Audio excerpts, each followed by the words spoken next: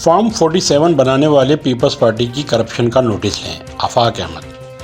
کراچی مہاجر قومی موومنٹ پاکستان کے چیئرمین آفاق احمد نے کہا کہ کراچی کو پیپلز پارٹی نے تباہی کے دہانے پر پہنچا دیا۔ صوبے کو ہر سال جتنا ریونیو کراچی دیتا ہے اس کا 10% بھی شہر پر نہیں لگتا۔ گزشتہ 17 برسوں میں صرف شہر کی ڈیولپمنٹ کے پیسوں میں سے سندھ حکومت خربوں روپے ہڑپ کر چکی ہے۔ آفاق احمد نے کہا کہ کراچی کا سب سے بڑا مسئلہ غیر مقامی افراد کی انتظامی عہدوں پر تعیناتی ہے۔ پیپلز پارٹی نے شہر کو تباہ کرنے کے لیے اندرون سندھ سے افسران لا کر شہر میں تعینات کر دیے ہیں جو دونوں ہاتھوں سے شہر کو لوٹ رہے ہیں۔ انہوں نے کہا کہ جس تیزی سے اور تسلسل کے ساتھ شہر کا انفراسٹرکچر تباہ کیا گیا اس کی مثال دنیا میں کہیں نہیں ملتی۔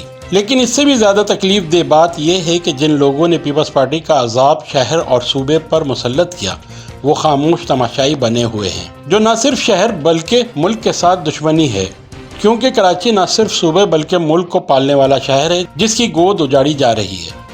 انہوں نے مزید کہا کہ پیپلز پارٹی سے کسی اچھائی کی توقع نہیں کی جا سکتی۔ فارم 47 بنانے والے پیپلز پارٹی کی کرپشن، اقربا پروری اور بیڈ گورننس کا نوٹس لیں اور کراچی کو تباہ ہونے سے بچائیں۔